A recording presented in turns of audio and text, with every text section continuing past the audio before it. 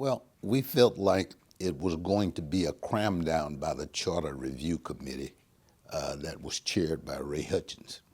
He kept smoking past the committee this concept of at-large system, even though the tension was for a full single-member system. And they had a committee appointed of minority attorneys, Royce West, Marcos Ronquillo, myself, and others. And we found that his suggestion of an at-large overlay was misplaced. And we went to him with a written document telling him this, and he disbanded the minority committee.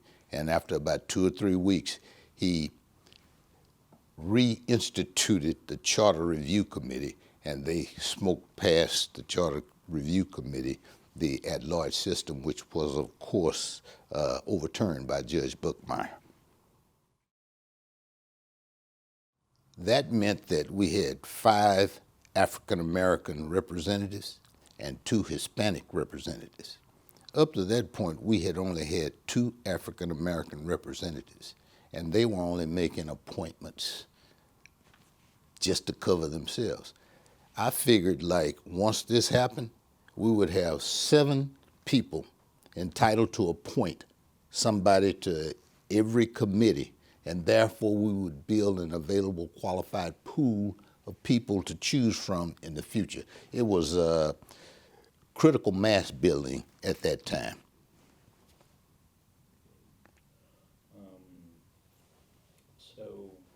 So you see the math. 7 times 15 appointments.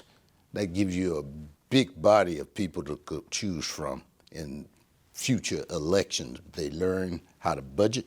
They learn how to participate in committees. And so by the time 3 or 4 years passed, we had a big pool of people we could choose from to place on these committees.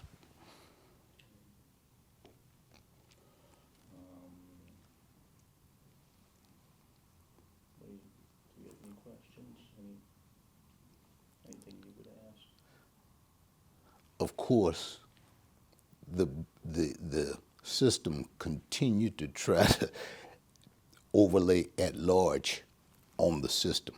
For instance, we had one committee that they got Reverend Johnson, a black preacher in the southern sector, to come forth and say, we don't need single-member district, we need at large. Of course, we overruled that and got single-member districts on that. So they kept coming to us with this at-large system. It's the closest system closest to the people.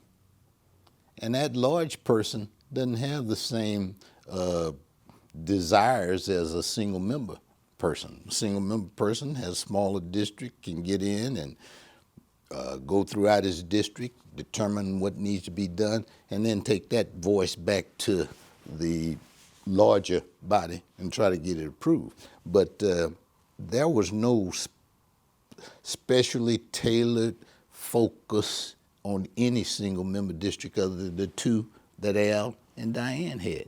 And they were only spending money in the areas that they lived in. They weren't taking in the rest of us. I remember we had a committee over at the Black Chamber. Pettis Norman was over there, Diane was over there, Al was over there, I was over there, John Wiley was over there. We were all over there. And this is why I decided to run. I asked Diane, why didn't she want somebody from my neighborhood to represent? She said, we don't represent you. And I said, you don't what? She said, we don't represent you. We're friends now, but she said that, and that just made me angry. And so I said, well, I'm gonna run. You're bringing representation closest to the people. That's the only thing I can say. This at-large system allowed North Dallas to just run Dallas and to ignore South Dallas. But now that you have 14-1, people specifically identified with districts, they have more attention that they bring to the district. The lesson in 14-1 is that people need representation. and they need representation closest to them. They don't need any far-off representation. And once you bring representation close to the people and the people get together, you have good results. I can remember in a budget session, we were talking about making things equal and so forth, and Glenn Box didn't have anything being allocated to his district. My proposal was, we're not trying to correct what happened. We're just trying to proceed fairly from this point on. And he got funded.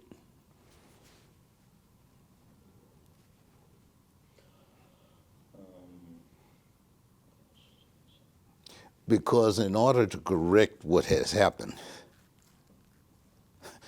it would take billions and billions of dollars.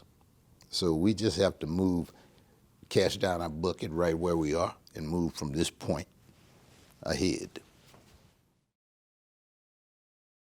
It was a long campaign, and I felt relieved. But then I got to wondering, what am I going to do? It takes votes.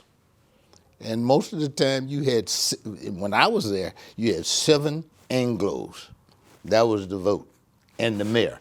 So there was 8-7. And you had 5 blacks and 2 Hispanics. And we were voting basically together to correct the problems of the South. So under that situation, the mayor didn't have 10 votes that he could rely on.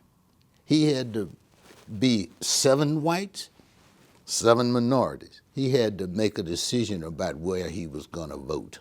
And that's why Mayor Bartley left. He was never in a 10 majority. He was always 8-7, barely getting 8. And that made him have to make the right decision. 14-1 is working. I know we've had some glitches, but the system works because we found out those glitches and we're correcting them. But 14-1 system works. The biggest thing, the thing that I concentrate on, is that it allowed for participation all over the city. We had a more diverse group of people. We had many more people who we could choose from, and it established a culture, a participative culture from every sector, and I think that's good. So, well, you mentioned that earlier, that along with having the bodies actually on the council, now you've got a little trickle-down effect for boards and commissions. Right, right. Because if I had 15 appointments to make, that's 15 people for me. Right. 15 people for the other, 15 people. Now, filling those positions were hard. Some of them went unfilled. Because people, you know, to participate, you have to give up time. A lot of people go to work. And so it was very difficult to find people willing or capable of participating. Not in the mid to late 70s, but in the late 80s, it became very obvious that this is where it was going.